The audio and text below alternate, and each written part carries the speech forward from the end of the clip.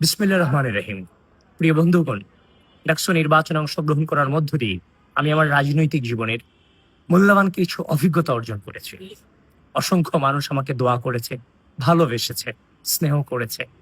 অগণিত মানুষের সাথে আমার পরিচিতি লাভ করার সুযোগ হয়েছে।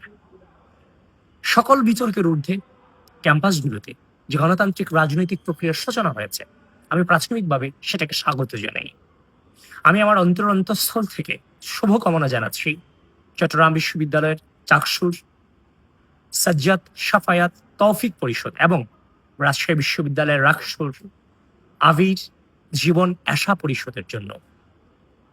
চট্টগ্রাম বিশ্ববিদ্যালয় এবং রাজশাহী বিশ্ববিদ্যালয়ের শিক্ষার্থীরাই বলতে পারবেন জাতীয়তাবাদী ছাত্রদল সবকিছুর ঊর্ধ্বে তারা তাদের যোগ্যতম ব্যক্তিদেরকে সাধারণ শিক্ষার্থীদের সামনে প্রতিনিধি হিসেবে নিয়ে এসেছে।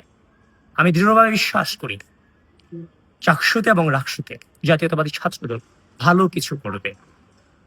শুভকামনা comrades, make us proud. Thank you.